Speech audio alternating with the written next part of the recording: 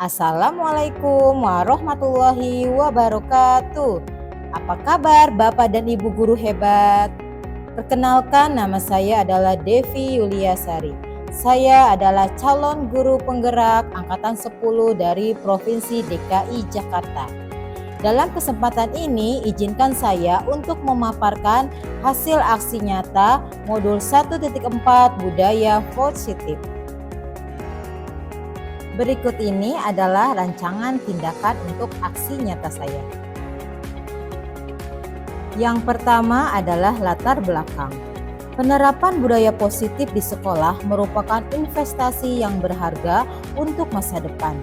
Dengan menciptakan lingkungan belajar yang positif dan suportif, kita dapat membantu murid untuk mencapai potensi mereka yang maksimal, mengembangkan karakter yang kuat, dan mempersiapkan mereka untuk menjadi individu yang sukses dan berkontribusi positif bagi masyarakat. Selanjutnya adalah tujuan aksi nyata. Adapun tujuan aksi nyata saya adalah penerapan budaya positif di sekolah memiliki tujuan untuk meningkatkan pengetahuan dan pemahaman yang bermanfaat bagi murid, guru, orang tua, dan masyarakat. Dengan menciptakan lingkungan belajar yang positif dan suportif, kita dapat membantu murid untuk mencapai potensi mereka yang maksimal dan mempersiapkan mereka untuk masa depan yang sukses. Adapun tolak ukur dari kegiatan aksi nyata ini adalah 1. Terciptanya suasana atau lingkungan positif. 2. Murid terlibat secara aktif dalam membuat keyakinan kelas. 3. Terwujudnya pembelajaran yang menyenangkan. 4. Terwujudnya pembelajaran yang berpihak pada murid. Dan yang kelima adalah guru dan murid dapat menerapkan budaya positif secara konsisten. Adapun lini masa tindakan yang akan dilakukan. 1. Berkoordinasi dengan kepala sekolah untuk kegiatan desiminasi. 2. Melakukan desiminasi tentang budaya positif. 3. Menjelaskan tentang pengertian dan pentingnya keyakinan kelas atau kesepakatan kelas. 4. Memfasilitasi murid untuk membuat keyakinan kelas atau kesepakatan kelas di dinding kelas. 5. Memajang keyakinan kelas atau kesepakatan kelas yang telah disepakati bersama agar selalu mudah diingat. 6. Melaksanakan keyakinan kelas atau kesepakatan kelas dengan konsisten. 7. Membuat dokumentasi. Dalam kegiatan aksi nyata ini, adapun dukungan yang saya butuhkan, yaitu 1. Dukungan dari seluruh warga sekolah serta partisipasi aktif orang tua di rumah dalam membiasakan budaya positif. Yang kedua adalah sarana dan prasarana untuk kegiatan desiminasi dan penyusunan keyakinan atau kesepakatan kelas. Berikut ini merupakan kegiatan desiminasi pemahaman dan penerapan pengalaman budaya positif di SDN Kayu Manis 01. Assalamualaikum warahmatullahi wabarakatuh. Selamat siang, salam sejahtera untuk kita semua. Yang terhormat Bapak Kepala Sekolah SDN Kayu Manis 01 Bapak Datang Cabentang SPD. Yang saya hormati Ibu Wakil Kepala Sekolah Bidang Kurikulum Ibu Bintawi. Yang saya hormati Ibu Wakil Kepala Sekolah Ibu Mutia Romban Babin Bidang Siswaan, serta Bapak Ibu guru semua yang sudah berkenan hadir dalam acara desiminasi pemahaman dan penerapan pengalaman budaya positif. Puji dan syukur kita panjatkan kehadirat Allah Subhanahu wa Ta'ala, yang mana pada siang hari ini kita dapat berkumpul bersama. Baik Bapak Ibu, sebelum mulai kegiatan hari ini, mari sama-sama kita mengucapkan Bismillahirrahmanirrahim. Untuk acara selanjutnya, sebelum saya melakukan pemaparan, saya mohon kiranya Bapak Kepala Sekolah dapat memberikan saran dan penguatan bagi saya untuk kegiatan pada siang hari ini. Kepada Bapak Kepala Sekolah, saya persilakan.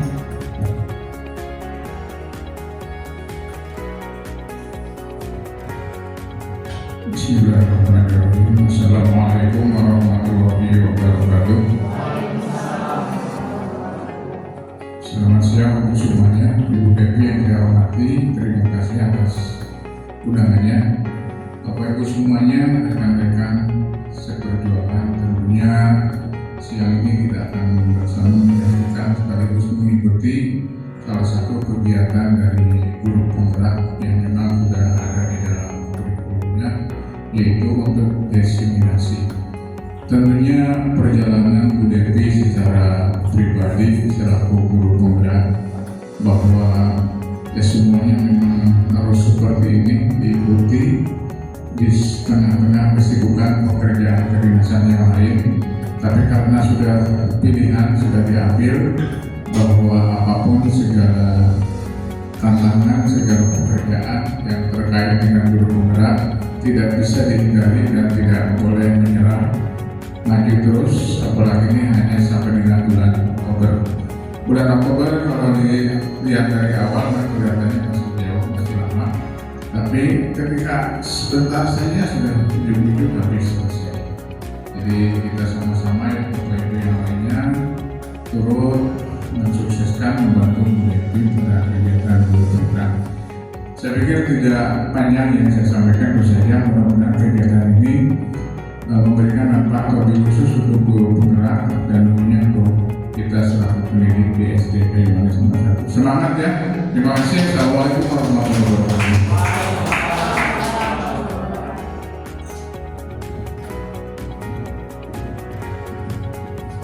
Baik, terima kasih Bapak Kepala Sekolah atas arahan dan bimbingannya. Mudah-mudahan apa yang Bapak sampaikan bisa saya laksanakan dengan baik. Baik Bapak Ibu, untuk menyingkat waktu kita langsung masuk saja ke pemaparan pada hari ini. Adapun agenda kegiatan hari ini, yang pertama adalah pembukaan, alhamdulillah sudah kita laksanakan tadi. Yang kedua adalah pembahasan, yang ketiga adalah kegiatan tanya jawab, yang terakhir adalah penutup. Nah, dalam kegiatan ini, mari kita membuat kesepakatan kelas supaya kegiatan hari ini bisa berjalan sesuai apa yang diinginkan.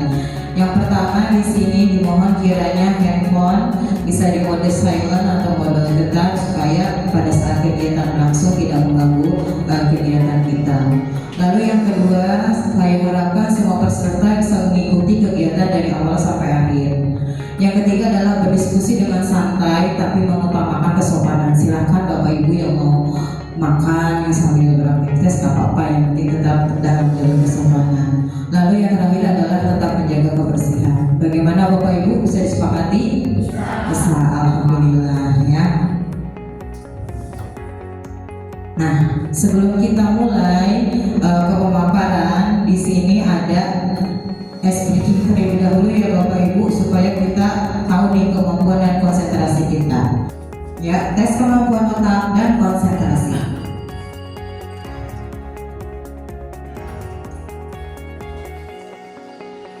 Oke. Warna apa Bapak Ibu? Merah.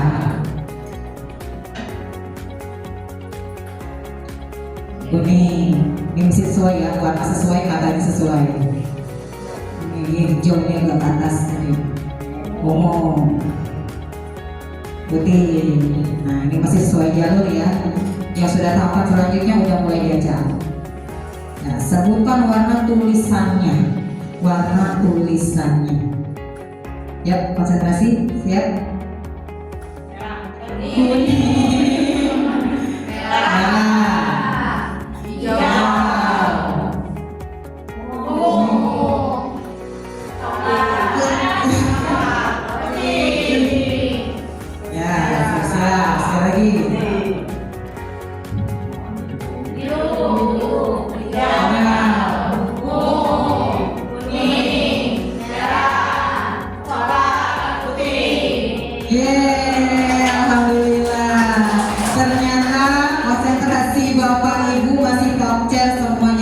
Walaupun di jam siang seperti ini, tapi fokusnya masih 100% lah, alhamdulillah. Ya, baik Bapak Ibu. Ya, inilah dia materi yang akan saya bahas pada siang hari ini, yaitu mengenai budaya positif. Budaya positif di sekolah yaitu nilai dan kebiasaan di sekolah yang berpihak pada murid agar mereka dapat berkembang menjadi pribadi yang kritis, penuh hormat dan dan bertanggung jawab sesuai dengan profil pelajar Pancasila. Adapun konsep inti dari budaya positif di sini ada 7. Yang pertama, perubahan paradigma belajar. Yang kedua, disiplin positif dan nilai-nilai kebajikan. Yang ketiga, kebutuhan dasar manusia. Yang keempat, motivasi perilaku manusia. Yang kelima, posisi kontrol guru. Yang keenam, keyakinan kelas. Yang ketujuh adalah segitiga restitusi. Ya, pembahasan yang pertama yaitu mengenai pembelajaran dengan paradigma baru. Baik, pembelajaran dengan paradigma baru merupakan pelajaran yang dirancang berdasarkan pembelajaran berdiferensiasi. Itu ciri khasnya dari kurikulum Merdeka ya Bapak Ibu, sehingga para peserta didik belajar sesuai dengan kebutuhan berdasarkan tahap perkembangannya sesuai teori psikologi modern untuk mewujudkan profil pelajar Pancasila. Sebelum saya melanjutkan, ada yang tahu apa itu pelajaran berdiferensiasi? Bagaimana pembelajaran sesuai dengan kebutuhan peserta didik kita. Jadi di kelas itu pasti beragam anak-anak didik ya, tidak semuanya sama ya, penuh keragaman, baik itu dari kemampuan akademiknya, dari latar belakangnya maupun dari sisi sosialnya. Jadi kita sebagai guru alangkah baiknya kita menerapkan pembelajaran berdiferensiasi. Lalu kita harapkan dengan pembelajaran paradigma baru ini kita dapat mewujudkan profil pelajar Pancasila. Apa aja itu profil pelajar Pancasila? Berkebinekaan global, bernalar kritis, terus gotong royong, mandiri, kreatif, terus beriman dan bertakwa kepada Tuhan ya. Lanjut. Nah, ini sering terjadi miskonsepsi tentang teori kontrol. Ilusinya guru mengontrol murid. Ini sebenarnya guru itu bukan mengontrol ya. Tentang pembelajaran itu harus terpusat kepada murid. Jadi guru itu hanya memfasilitasi dan mengarahkan supaya murid bisa melaksanakan pembelajaran dengan baik. Lalu yang kedua adalah ilusi bahwa semua penguatan positif, efektif dan bermanfaat. Yang ketiga bahwa kritik dan membuat orang merasa bersalah dapat menguatkan karakter. Padahal pada dasarnya kritik dan membuat perasaan orang menjadi bersalah itu tidak sepenuhnya dapat menguatkan karakter peserta didik. Lalu yang keempat adalah ilusi bahwa orang dewasa memiliki hak untuk memaksa. Ini yang sering terjadi di lingkungan kita. Orang dewasa itu secara tidak langsung memaksakan kehendak apa yang diinginkan kepada peserta didik kita. Ini sebenarnya tidak boleh seperti itu. Lanjut di sini. Nah, merubah paradigma stimulus respon ke posisi kontrol. Kita mencoba mengubah orang agar berpandangan sama dengan kita. Ini yang benarnya adalah kita harus berusaha memahami pandangan orang lain tentang dunia. Selanjutnya adalah perilaku buruk dilihat sebagai suatu kesalahan. Tapi yang benarnya adalah semua perilaku memiliki tujuan. Jadi perilaku yang buruk itu belum tentu berdasarkan niat atau kesalahan. Jadi kita harus tahu dulu tujuannya itu apa. Lalu orang lain bisa mengontrol saya, tapi di sini yang benarnya adalah hanya ada yang bisa mengontrol diri kita sendiri. Saya bisa mengontrol orang lain, itu tidak benar. Yang benar adalah kita bisa mengontrol, tidak bisa mengontrol orang lain. Pemaksaan ada pada saat rujukan gagal. Yang benar itu adalah kolaborasi dan konsensus menciptakan pilihan-pilihan baru. Lalu model berpikir menang atau kalah. Yang benarnya adalah model berpikir menang dan harus menang. Jadi harus optimis ya Bapak Ibu. Nah, selanjutnya adalah disiplin positif. Disiplin positif ini berasal dari kata disiplin yang artinya belajar, di mana para peserta ini mempelajari cara kita mengontrol diri, menguasai diri untuk memilih tindakan yang mengacu pada nilai-nilai yang kita hargai agar tercapai tujuan mulia yang diinginkan. Yang kedua adalah seseorang memiliki disiplin diri, berarti mereka bisa bertanggung jawab terhadap apa yang dilakukan karena mereka berdasarkan tindakan dan nilai-nilai kebajikan universal. Apalagi kita sebagai pendidik, tujuan kita adalah menciptakan anak-anak yang memiliki disiplin positif. Nah, ini nilai-nilai kebajikan universal. Manfaat belajar bagi kita semua. Di sini nilai-nilai kebajikan dibagi menjadi 3 ya. Ada berdasarkan nilai kebajikan disepakati bersama berdasarkan lepas suku, agama, bahasa maupun latar belakangnya. Berdasarkan institusi pendidikan di sini ada 3 sifat berdasarkan profil belajar Pancasila, yaitu beriman bertakwa kepada Tuhan Yang Maha Esa dan berakhlak mulia, mandiri, bernalar kritis, berkebinekaan global, bergotong royong, dan kreatif. Sedangkan menurut IBO Primary Youth Program, nilai-nilai kebajikan yang ada pada peserta didik sebenarnya adalah toleransi, rasa hormat, integritas, mandiri, menghargai, antusias, empati, keingintahuan, kreativitas, kerjasama, percaya diri, dan komitmen. Ada lagi menurut 9 pilar karakter Indonesia, yaitu cinta Tuhan dan segenap ciptaannya. Berarti kita cinta terhadap sesama manusia, hewan, tumbuhan, dan makhluk hidup lainnya. Lalu kemandirian dan tanggung jawab, kejujuran amanah, hormat dan santun, dermawan, percaya diri, kepemimpinan, keadilan, baik dan rendah hati, serta toleransi. Ini semua adalah nilai-nilai kebajikan yang kita harapkan pada peserta didik kita. Nah, di sini adalah kebutuhan dasar manusia. Kebutuhan dasar manusia adalah seluruh tindakan manusia memiliki tujuan tertentu. Semua yang kita lakukan adalah usaha terbaik kita untuk mendapatkan apa yang kita inginkan.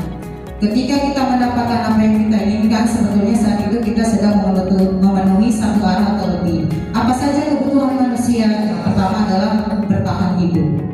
Lalu yang kedua adalah penguasaan. Kita juga sebagai manusia butuh kasih sayang dan rasa diterima. Ada juga kesenangan, ada juga kebebasan. Nah, ini dia kebutuhan dasar manusia. Yang pertama adalah bertahan hidup. Apa sih yang kita butuhkan untuk bertahan hidup? Ya, di sini ada makanan, betul Pak Lukman. Apalagi kesehatan, itu sangat utama ya bagi kita saat ini. Tempat tinggal, ada rumah, ada lagi pakaian, dan tadi kebutuhan pangan atau makanan. Minum termasuk juga ya. Terus ada lagi kebutuhan kasih sayang dan rasa diterima. Ternyata kita itu ya kadang ada istilah butuh kasih sayang. Memang itu udah hak kita ya sebagai kebutuhan dasar manusia, yaitu kebutuhan untuk memberi dan menerima kasih sayang. Jadi harusnya seimbang, kita tidak hanya memberi, harus juga mendapatkan kasih sayang. Terus ya kebutuhan akan hubungan koneksi sosial. Lalu juga ada penguasaan, menjadi kompeten, menjadi terampil, kita diakui dan didengarkan, serta memiliki rasa harga diri. Sebagai manusia kita juga butuh kebebasan. Apa aja itu kebebasan faktornya? Kemandirian, otonomi itu hak prerogatif ya. Terus memiliki pilihan dan mampu mengendalikan arah hidup seseorang. Nih yang utama ya, orang-orang bilang kita tuh harus waras, butuh kesenangan ya ini. Karena itu adalah kebutuhan dasar manusia, yaitu mencari kesenangan. Tapi mencari kesenangannya yang positif ya Bapak Ibu, jangan di luar jalur seperti itu.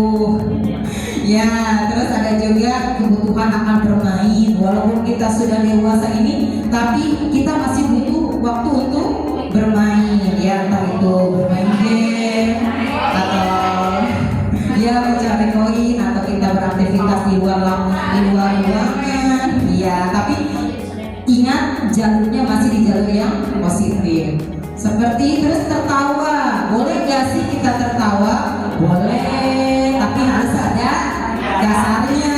Jangan kita lagi jalan tertawa sendiri, mentang-mentang ini kebutuhan dasar manusia, karena kita butuh ketawa terus. Nah itu akan dipertanyakan. Tapi kita memang harus ada dasarnya. Tertawa itu apa sih yang ditertawakan gitu? Kenapa bisa tertawa? Jangan tiap jalan gak ada orang kita ketawa sendiri ya. Kita lanjut ya Bapak Ibu.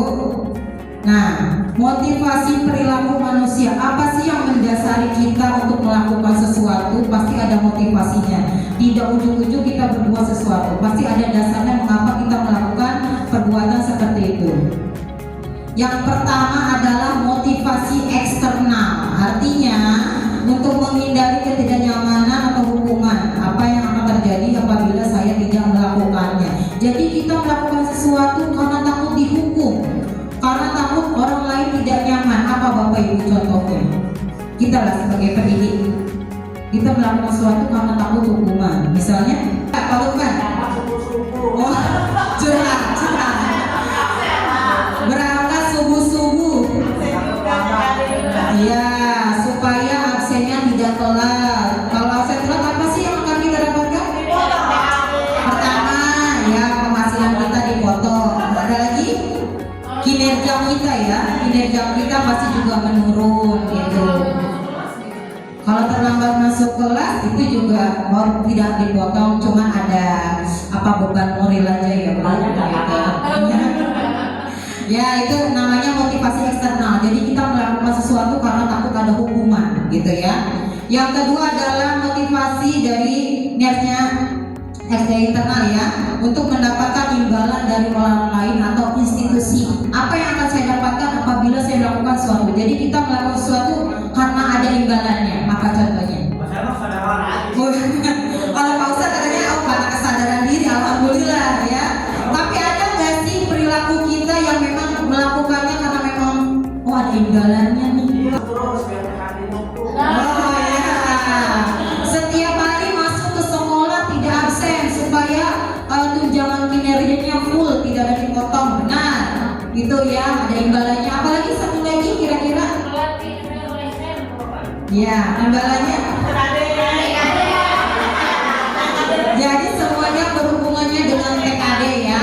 Jadi imbalan kita guru ASN itu adalah bandingannya dengan TKD. Jadi apa yang kita ingatkan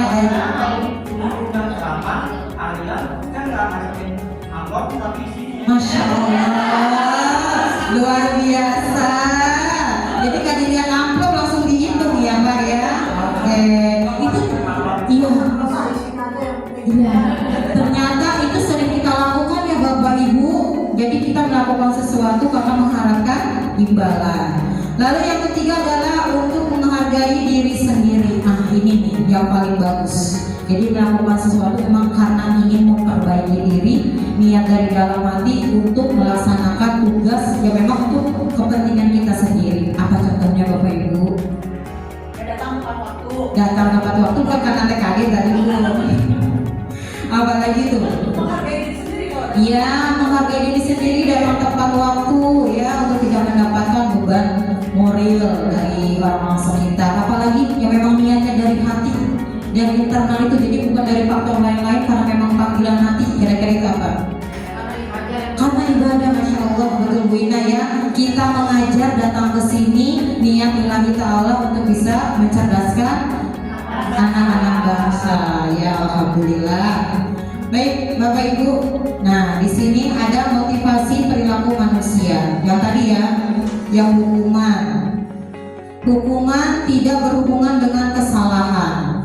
Ya, jadi kadang kita memberikan hukuman, kesalahannya apa, hukumannya apa. Ada kan seperti itu? Ya.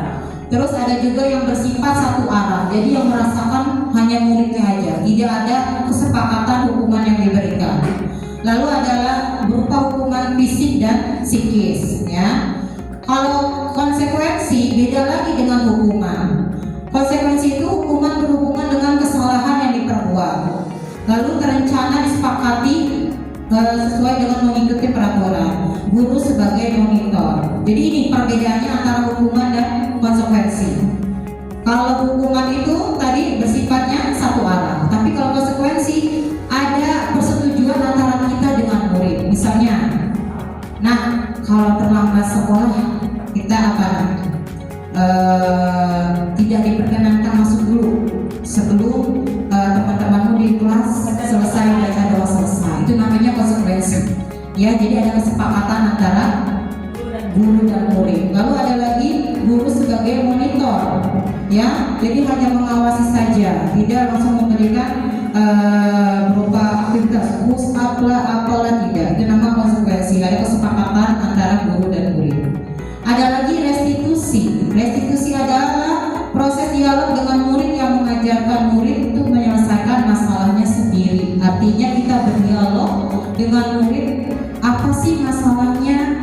Kenapa kamu bisa melakukan itu? Ada nggak sih manfaatnya kamu melaksanakan itu? Jadi kita mengajukan beberapa pertanyaan yang secara tidak langsung anak itu menyadari akan kesalahan. Itu namanya restitusi. Jadi sampai sini sini paham ya Bapak Ibu antara hukuman, konsekuensi, dan restitusi. Nah, di sini Pak, mari berlatih yang mana hukuman, yang mana konsekuensi. Ya, oke. Biar Bapak kan menanyakan contoh realnya. Jadi, nomor 1, lari mengelilingi lapangan basket 2 kali karena terlambat hadir di sekolah. Ini hukuman. Ini nggak sebutin Bu Yuli. Jadi kita yang kira-kira mengira-kira. Ini hukuman, konsekuensi, apa restitusi? Hukuman. Oke, hukuman. Membersihkan coretan yang dibuatnya di meja tulis. Konsekuensi. Oke, kita start dulu ya jawabannya. Nanti ada jawabannya Pak. Ya, murid diminta untuk push up 15 kali karena tidak menggunakan masker. Restitusi. Oke, menurut Bapak Kepala Sekolah, permasalahan yang ketiga adalah restitusi. Yang keempat, menggantikan kertas tugas teman yang telah dicoret-coret. Konsekuensi. Berjemur di lapangan basket pukul 12 siang karena mengobrol dengan teman. Hukuman. Murid diminta bertelanjang kaki sepanjang hari karena tidak menggunakan sepatu warna hitam sesuai peraturan sekolah. Hukuman. Lalu berdiri di depan kelas sambil mengangkat kaki 1 karena tidak bisa menjawab pertanyaan. Hukuman. Baik, kita cek ya apa hasil resultnya dari jawaban ini. Nah, oke, inilah dia hasilnya Pak. Ini Bapak hukuman. Nah, ini namanya bukan restitusi Pak, hukuman. Terus ini adalah hukuman. Siapa yang bisa menjelaskan kenapa poin ketiga hukuman Bapak Ibu? Iya, karena ada push up, gak nyambung. Dia nggak pakai masker, tapi hukumannya adalah push up seperti itu. Betul. Keempat, menggantikan kertas tugas teman yang telah dicoret-coret. Kenapa ini konsekuensi? Karena nyambung ya Bu hukumannya dengan kesalahannya. Jadi dia mencoret-coret tugas teman, lalu dia menggantikan kertas temannya. Betul. Yang kelima, berjemur di lapangan basket karena mengobrol dengan teman. Hukuman. Kenapa hukuman? Iya, ini sepihak, tidak ada kesepakatan dan gak nyambung juga ya Bu. Dia mengobrol tapi hukumannya dijemur. Ya. Terus selanjutnya adalah murid diminta bertelanjang kaki sepanjang hari karena tidak menggunakan sepatu warna hitam sesuai peraturan sekolah. Kenapa hukuman Bapak Ibu? Ya kenapa ini termasuk? Oh, terlalu berlebihan ya.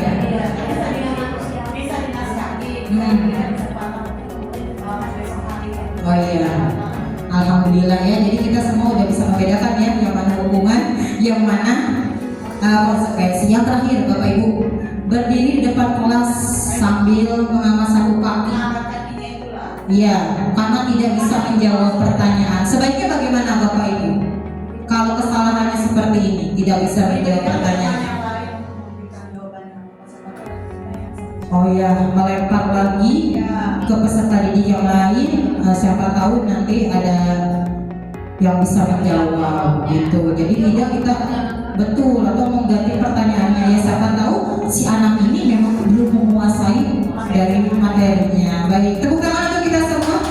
Alhamdulillah kita semua ternyata sudah memahami apa yang namanya konsekuensi, restitusi dan juga hukuman. Baik, selanjutnya Bapak Ibu, ini adalah posisi kontrol manusia. Ternyata kita itu memposisikan diri ada 5 sebagai penghukum, pembuat merasa bersalah. Kita juga bisa menjadi teman, bisa juga menjadi pemantau, ada juga sebagai manajer. Ini posisi kita sebagai seorang guru di sekolah. Kira-kira Bapak Ibu paling banyak posisinya di mana? Sebagai teman, contohnya Bu Mela sebagai teman. Ya, kalau misalnya saya di kelas itu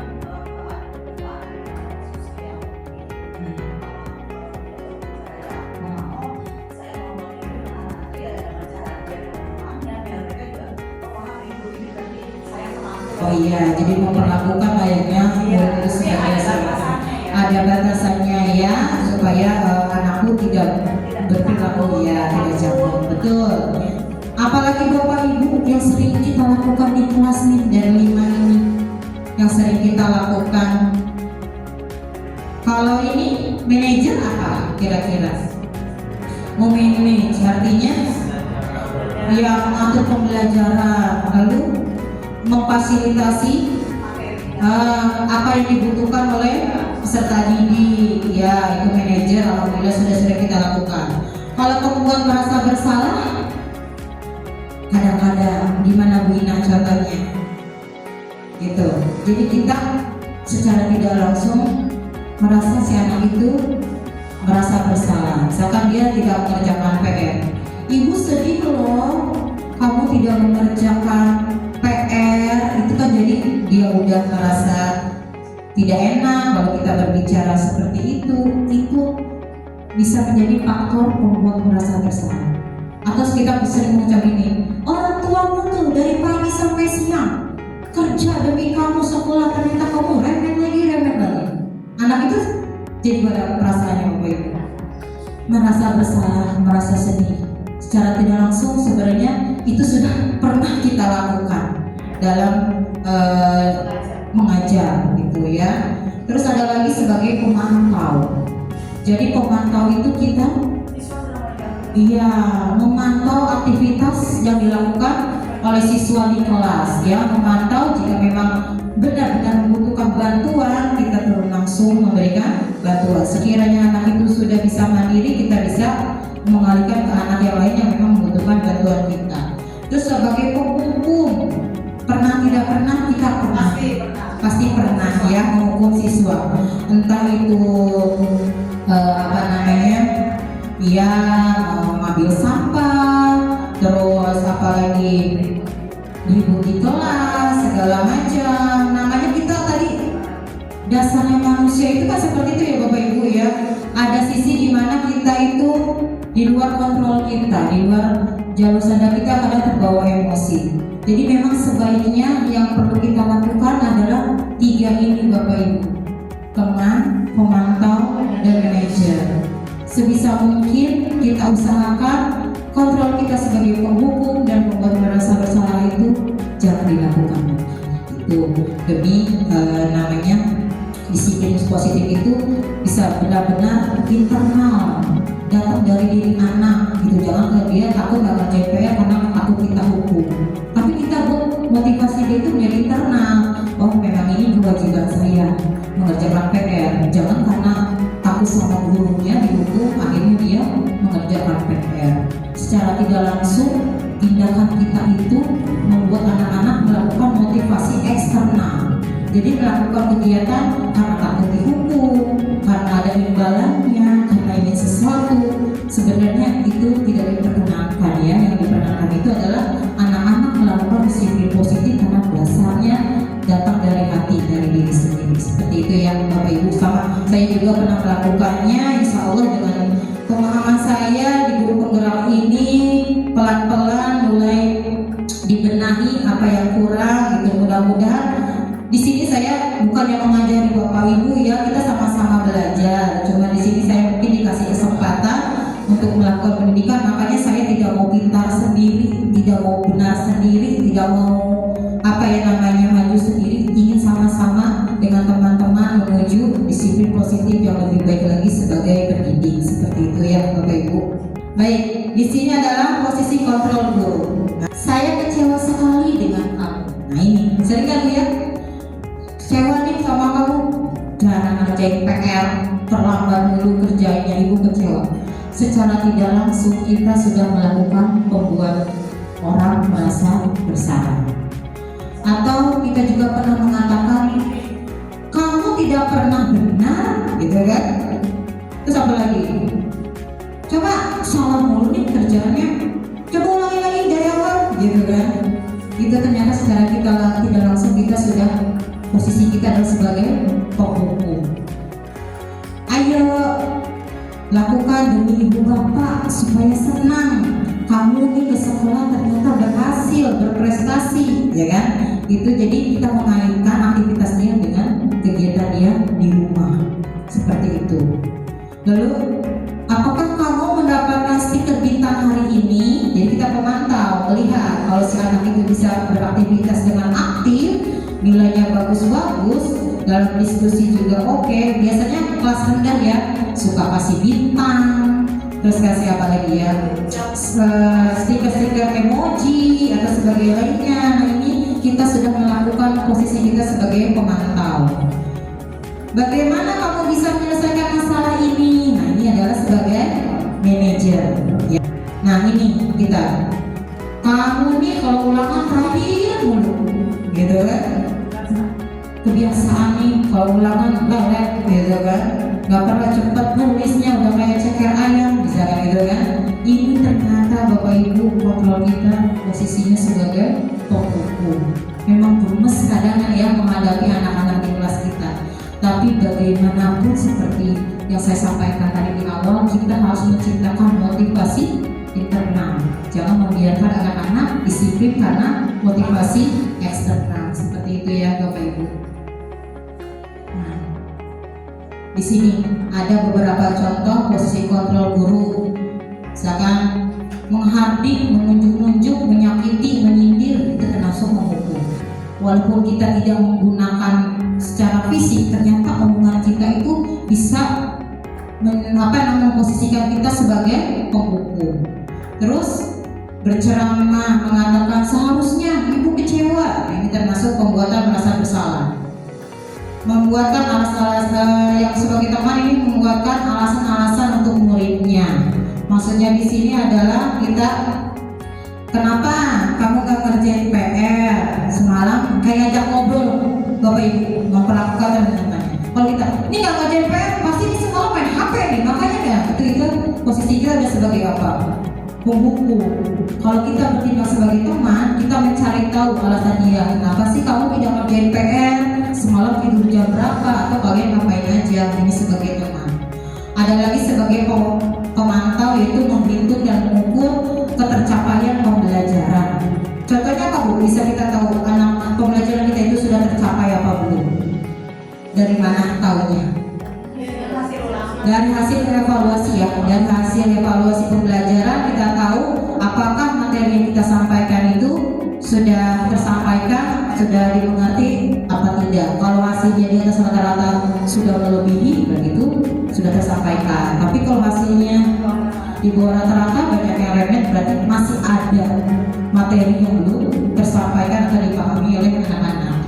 Lalu sebagai manajer kita mengajukan pertanyaan-pertanyaan untuk menggali di mana sih pemahaman anak, sejauh mana kemampuannya dalam pembelajaran di kelas. Ini masih banyak ya Bapak Ibu. Nanti saya jika perlu saya bagikan nanti hasil dari presentasi saya hari ini. Nah, di sini kita akan belajar tentang keyakinan kelas. Keyakinan kelas sama apa yang sering kita buat di kelas di awal pembelajaran? Kesepakatan kelas. Ternyata ada perbedaan Bapak Ibu antara kesepakatan dan keyakinan. Keyakinan kelas adalah nilai-nilai kebajikan atau prinsip universal yang disepakati berdasarkan lepas dari perbedaan agama, suku, negara, dan bahasa. Di sini suatu keyakinan akan lebih memotivasi seorang dari dalam intrinsik. Jadi ini biasanya keyakinan kelas itu kita susun di awal tahun pembelajaran. Kenapa sih Ibu harus kita susun di awal tahun pembelajaran? Keyakinan kelas ini untuk menghindari pelanggaran-pelanggaran kelas, betul Bu Haji ya. Jadi di awal kita sudah membuat keyakinan kelas. Jadi keyakinan kelas ini peraturan kelas, ini keyakinan kelas, lingkungan positif, budaya positif. Tetap kita tujuannya adalah mengacu untuk mematuhi peraturan kelas. Tapi untuk mencapai ini kita harus membuat keyakinan kelas supaya lingkungan kelas menjadi positif dan anak-anak pun terbiasa melakukan budaya positif di kelas atau di sekolah. Seperti itu. Di sini ya Bapak Ibu, selalu kembalikan buku ke tempatnya. Ini peraturannya. Keyakinan kelasnya apa? Kamu harus tanggung jawab, gitu kan? Jadi kalau kesepakatan kelas biasanya begini nih bunyinya. Di pojok bacakan tuh biasanya kita buat rapikan buku, kembalikan buku jika selesai semula. kalau keyakinan kelas tidak seperti pemerintah, tapi kita lebih mengedepankan nilai-nilai kebajikannya. Keyakinan kelas 5 satu, tanggung jawab. Tanggung jawab itu apa ya? Ini termasuk salah satunya, ya, mengembalikan buku ke tempatnya. Dilarang mengganggu orang lain. Ini kan peraturan. Kalau keyakinan kelasnya menghormati orang lain dan diri sendiri. Hadir ke sekolah 15 menit sebelum pembelajaran dimulai. Keyakinan kelasnya menghormati orang lain, komitmen pada tujuan.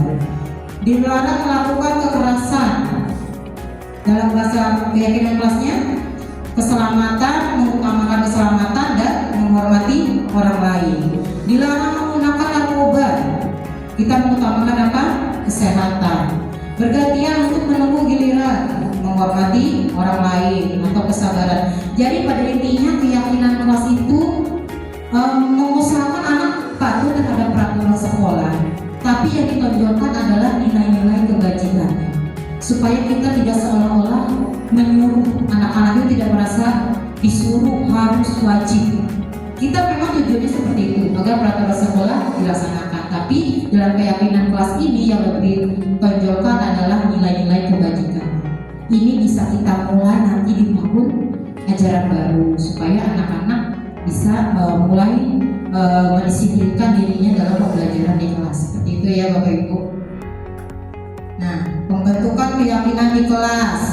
Biasanya keyakinan kelas itu bersifat lebih abstrak. Tanggung jawab, kalau dalam peraturan kan membereskan buku lagi, tapi kalau di keyakinan kelas hanya tanggung jawab saja. Berarti tanggung jawab itu banyak artinya.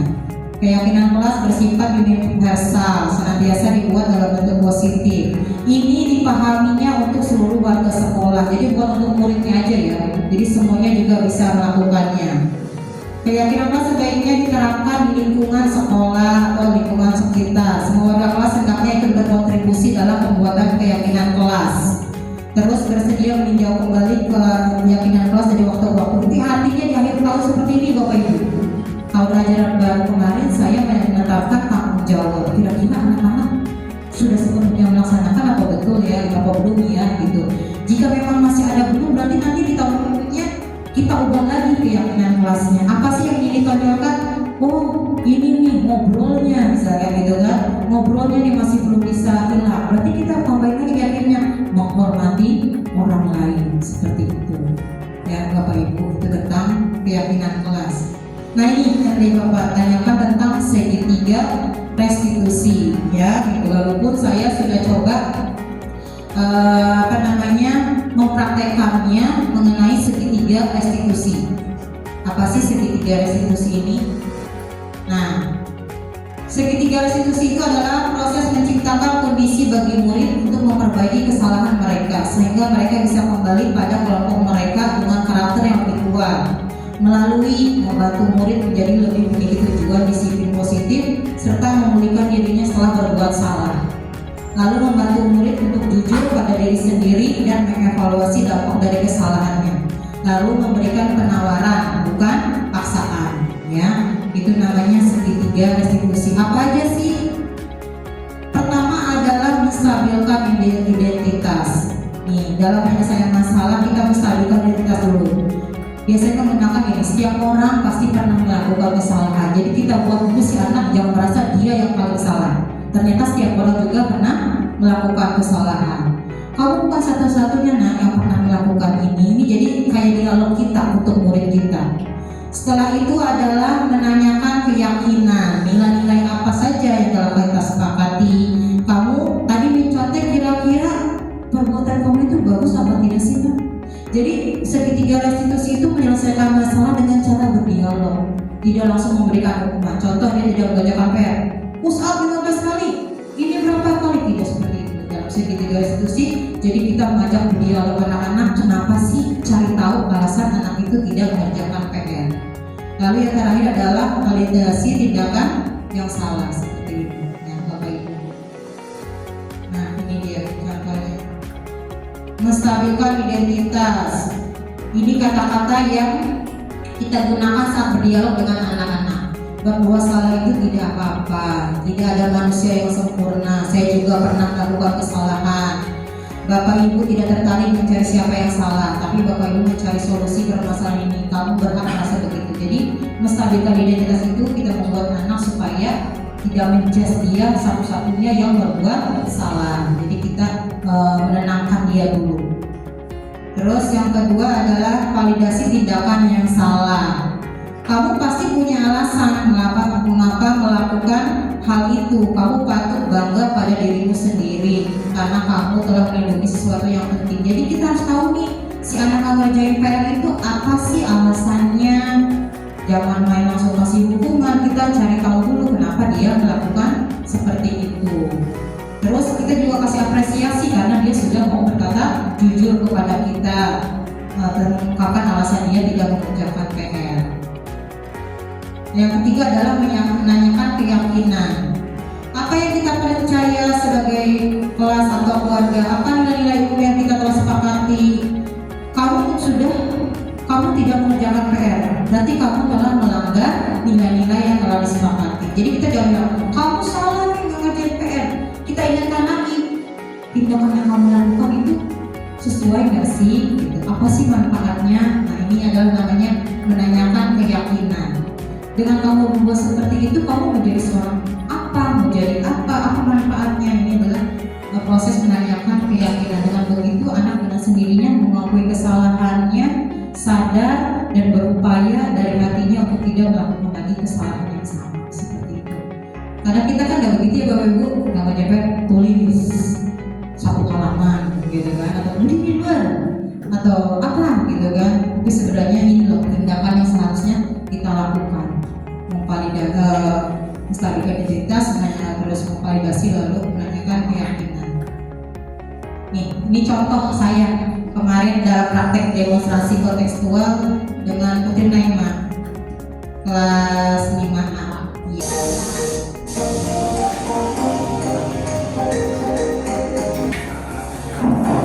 Ya, saya masuk. Assalamualaikum warahmatullahi wabarakatuh.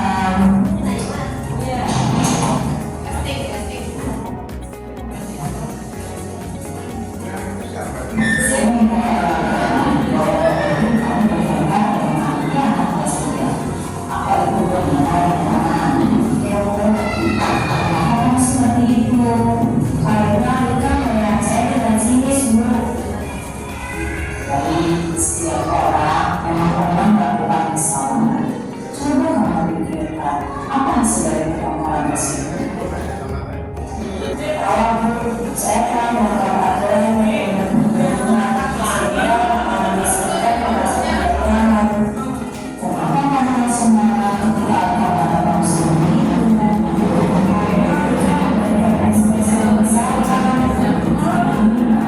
dengan melakukan ekspresi seperti itu?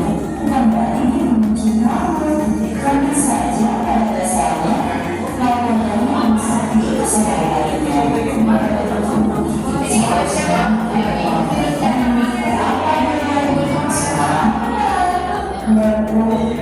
Sebelumnya akan kamu melakukan kamu sudah tidak ada Bu, saya tidak kenal.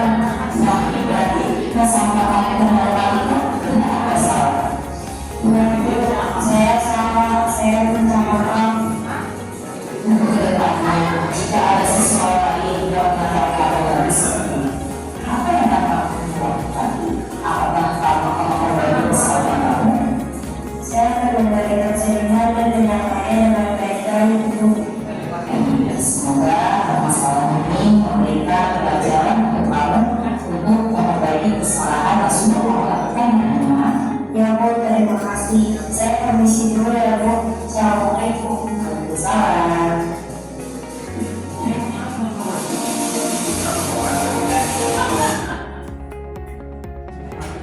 Itu ya Bapak Ibu contoh restitusi yang sudah saya coba terapkan di kelas. Jadi tadi permasalahannya itu adalah salah paham sebenarnya, tapi namanya anak-anak sekarang senggol bacok katanya ya Bu ya. Apa sih senggol bacok itu? Kesenggol dikit langsung pakai amarah. gitu kan, langsung bak aja. Kadang kita jangan sampai, kadang suka terbawa emosi juga ya Bu. Kadang kalau ada anak yang berantem, masuk gitu kan. Emang nih bikin perkara aja nih, malu-maluin. Sebenarnya itu tidak diperkenankan seperti itu ya Bapak Ibu. Dengan segitiga restitusi ini kita coba menggali permasalahan yang ada pada murid. Jadi setidaknya kita tahu alasannya kenapa si anak berbuat salah gitu. Jadi kita pun gak langsung kasih hukuman. Jadi kita cari tahu dulu alasannya kenapa. Terus kasih tahu dia bahwa tindakannya itu tidak sesuai loh dengan keyakinan yang sudah kita sepakati. Jadi kita tidak perlu repot-repot memberikan hukuman untuk menyadarkan kesalahannya. Kita hanya perlu berdialog dengan anak supaya dia sadarkan kesalahannya, terus mengakui dan tidak akan melakukan kesalahan lagi. Solusinya pun bukan kita yang menentukan, siapa yang menentukan. Dirinya sendiri yang akan menyelesaikan permasalahannya seperti apa. Kalau kita belum pernah mungkin ya Bu seperti ini dilaksanakan tapi belum maksimal. Mudah-mudahan dengan adanya diseminasi ini dari awal sampai akhir, Bapak Ibu semuanya bisa melaksanakan disiplin positif di kelas dengan baik, ya, agar tujuan kita sebagai pendidik sesuai dengan filosofi Ki Hajar Dewantara adalah mengajar sesuai kodrat anak dan kodrat zaman. Jadi kita memenuhi kebutuhan peserta didik, bukan memenuhi kebutuhan kita. Jadi kita memenuhi apa yang dibutuhkan anak-anak. Kita pun harus mengajar sesuai kodrat zaman. Janganlah cara mengajar kita masih menggunakan zaman dulu atau konvensional. Kita harus menyesuaikan dengan perkembangan anak-anak zaman sekarang gitu. Jadi mau tidak mau ya kita juga harus belajar ya Bapak Ibu. Namanya kita guru ya, jangan sampai kita ketinggalan informasi. Walaupun kita sudah sedewasa ini, tapi untuk belajar tidak ada kenal batasan waktu. Memang itu tugas kita, selalu haus akan ilmu pengetahuan sebagai bekal kita untuk mengajar di kelas seperti itu. Baik, sekarang mungkin ada sesi tanya jawab Bapak Ibu. Kira-kira masih adakah yang ingin ditanyakan tentang kegiatan diseminasi saya pada hari ini? Bagaimana Bapak Ibu? Sudah jelas apa masih ada yang diungkapkan atau mau disampaikan? Boleh. Ayo, ya silakan Bu Yeni. Terima kasih Bu Yeni.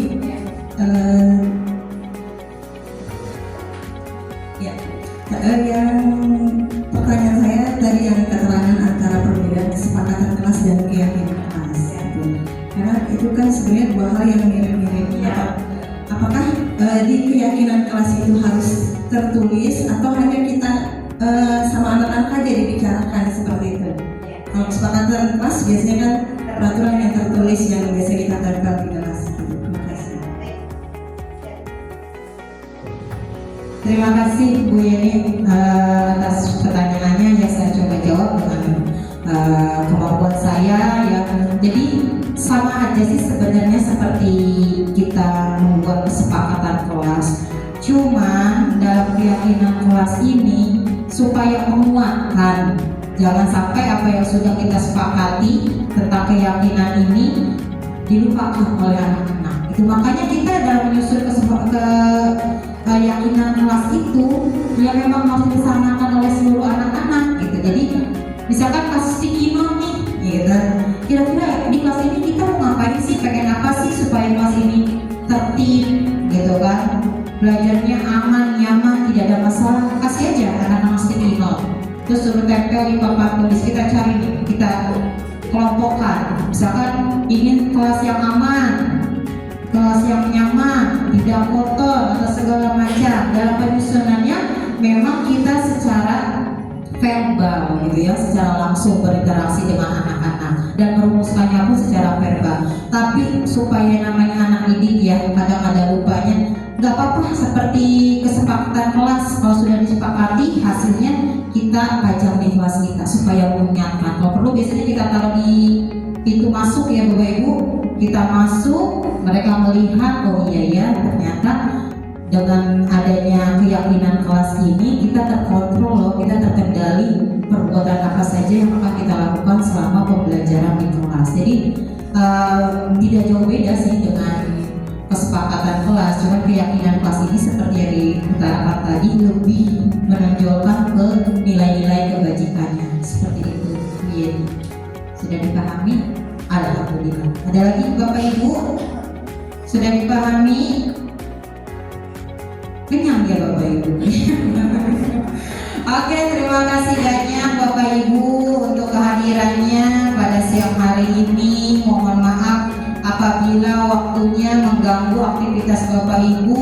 Mudah-mudahan apa yang saya sampaikan ada manfaatnya, bermanfaat untuk pembelajaran kita di kelas, supaya kita sama-sama melakukan budaya positif, disiplin positif yang ada di sekolah kita. Seperti visi sekolah kita ya Bapak. Waktu itu Bapak sudah pernah menyampaikan dalam pendampingan individu kedua bahwa kita itu menonjolkan akhlak anak-anak peserta didik kita.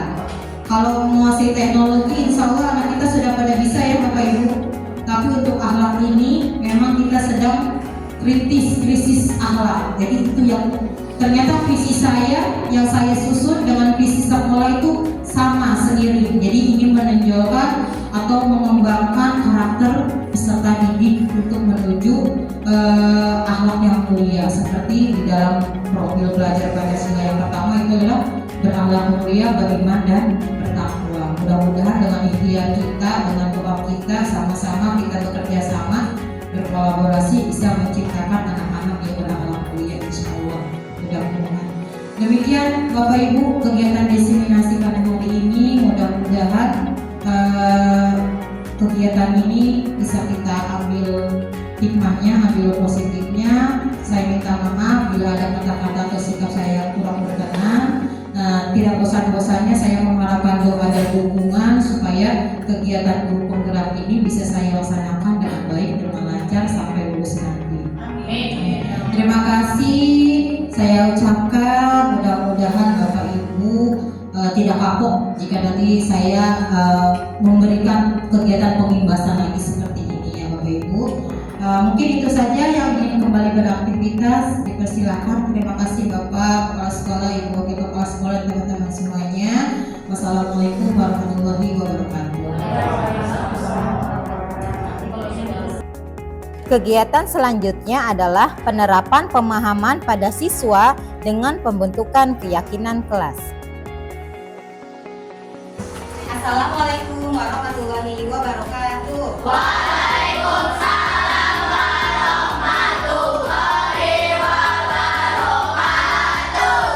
Apa kabar anak-anak hebat? Baik, Bu. Sehat semuanya? Alhamdulillah, luar biasa.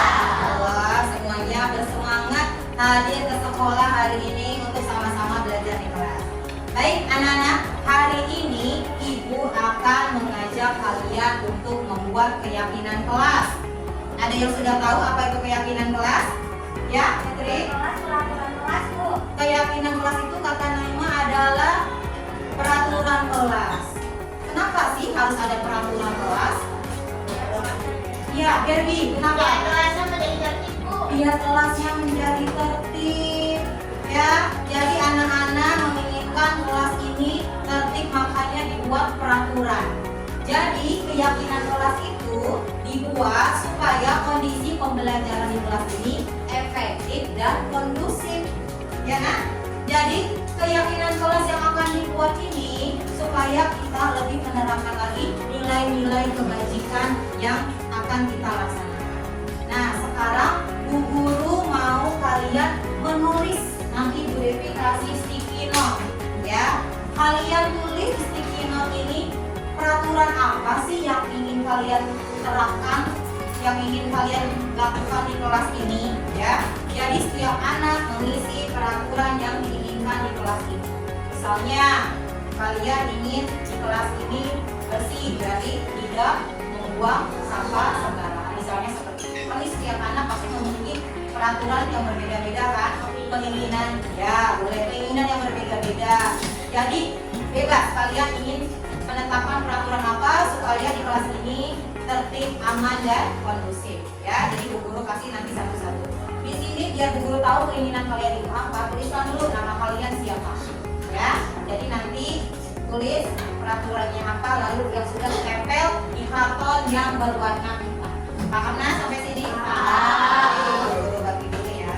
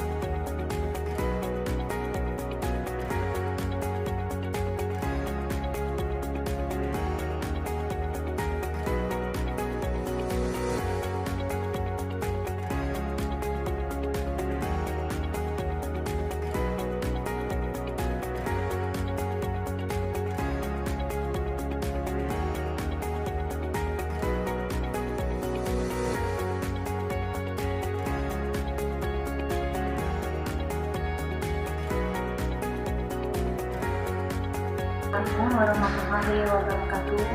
Perkenalkan, nama saya Ibu Rogaya. Saya mengajar kelas 4D di SDN Kayu Manis 01. Tanggapan saya mengenai kegiatan di desiminasi penerapan budaya positif yang dilakukan oleh Bu Devi sangat baik dan bermanfaat sekali khususnya bagi saya pribadi, saya jadi terinspirasi dengan materi dan cara penerapannya yang sudah dilakukan oleh Bu Devi. Saya jadi tahu posisi kontrol seorang guru itu seperti apa. Saya jadi lebih paham alur penyusunan keyakinan kelas. Saya juga jadi memahami cara menangani kasus peserta didik dengan menggunakan segitiga restitusi. Terima kasih Bu Devi sudah berbagi ilmu dengan kami semua. Semoga Bu Devi selalu semangat dalam mengikuti kegiatan PGP-nya dan bisa ditularkan ilmunya kepada kami. Sukses selalu ya Bu. Wassalamualaikum warahmatullahi wabarakatuh.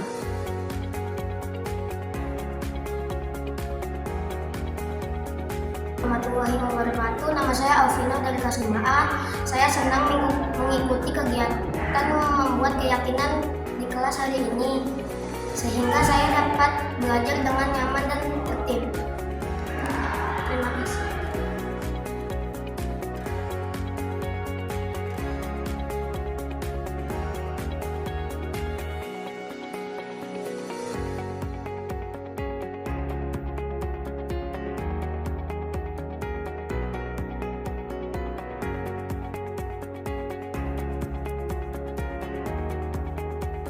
Demikian pemaparan dari saya mengenai aksi nyata modul 1.4 budaya positif. Semoga apa yang saya sampaikan memberikan manfaat untuk kita semua. Terima kasih atas perhatiannya. Wassalamualaikum warahmatullahi wabarakatuh. Salam guru penggerak, tergerak, bergerak, dan menggerakkan.